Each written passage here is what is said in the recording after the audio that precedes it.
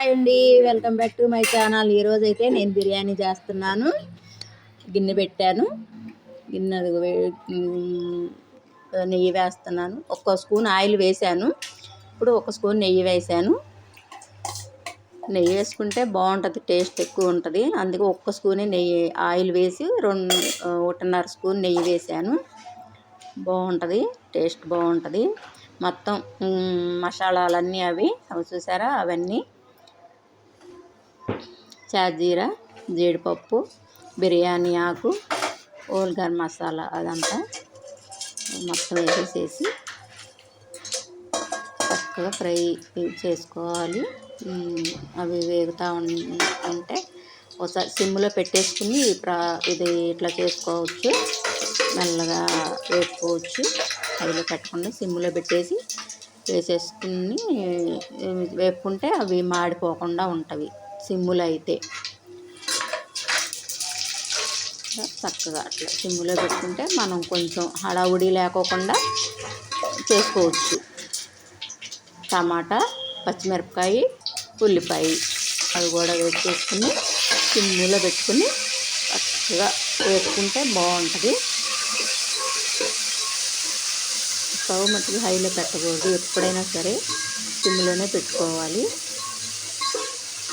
Tension లేకోకుండా ఉంటుంది మనం చేసుకోవటానికి ఏ వంట అయినా సరే. అదొక టిప్పు కూడా, చక్కగా సిమ్లో పెట్టుకొని చేసుకుంటే అసలు వంట కూడా బాగుంటుంది, టేస్ట్గా ఉంటుంది. అది ఒక్కొక్క టైంలో సిమ్లో, ఒక్కొక్క టైంలో మీడియంలో అట్లా పెట్టుకోవాలి. ఒక్కొక్క కర్రీకి అట్లా పెట్టుకుంటూ చేసుకుంటే బాగుంటుంది. అల్లం వెల్లుల్లి పేస్ట్ 1 స్పూను, పుదీనా, కొత్తిమీర అది మనం ఎంతైనా వేసుకోవచ్చు, బాగుంటుంది. ఆకే కాబట్టి ఏమీ ఇబ్బంది ఉండదు, ఎంత వేసేసుకున్నా కూడా.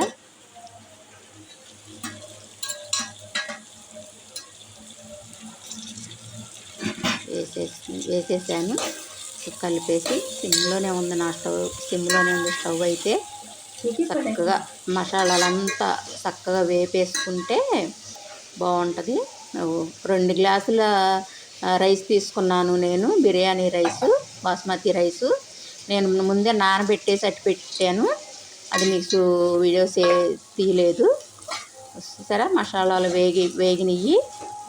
ఇప్పుడు నీళ్ళు వేస్తే చక్కగా 2 గ్లాసులు బియ్యం తీసుకున్నాను కదా, 3 గ్లాసులు నీళ్ళు. నేనైతే 1 గ్లాసు బియ్యానికి 1 గ్లాసున్నర వాటర్ వేస్తాను. కొంతమంది 2 గ్లాసులు వేస్తారు, నేనైతే గ్లాసున్నరే వేస్తాను. అంటే నానబెట్టుకుంటాం కాబట్టి గ్లాసున్నర వాటర్ సరిపోద్ది గ్లాసు బియ్యానికి. నేను 3 గ్లాసులు నీళ్లు వేసాను 2 గ్లాసులు బియ్యానికి. చక్కగా సరిపోయిద్ది, బియ్యం నాని ఉంటాయి కాబట్టి కరెక్ట్గా సరిపోయిద్ది. ఉప్పు మనం సరిపోయినంత ఉప్పు, అది మనం నీళ్ళల్లో వేసినప్పుడే చెక్ చేసుకోవాలి ఉప్పు. సరే, అదిగో నీళ్ళు అట్లా బాగా అట్లా కాగేసేటప్పుడు బియ్యము మనకి దగ్గర గెరిట ఉంటుంది కదా, ఆ గెరిటతో నీళ్ళన్నీ అట్లా తీసేసి బియ్యం వరకు వేసేసుకుంటే చక్కగా బాగుంటుంది, రైస్ బాగా వస్తుంది. అట్లా నీళ్ళన్నీ ఓడిపించి వేయాలి బియ్యం.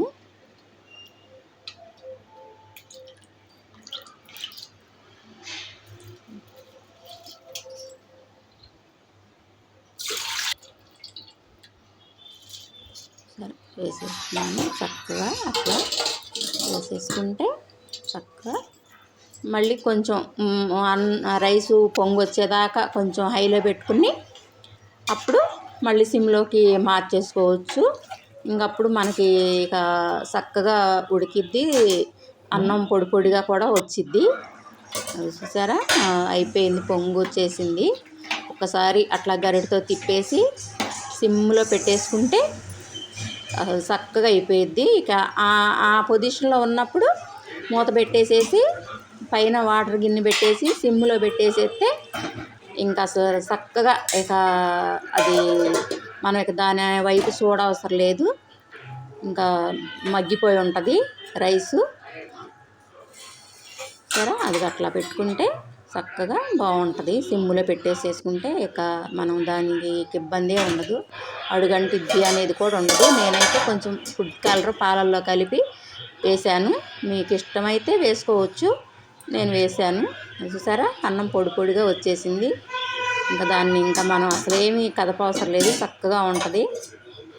అయిపోయింది. నేను స్టవ్ కట్టేసేసాను.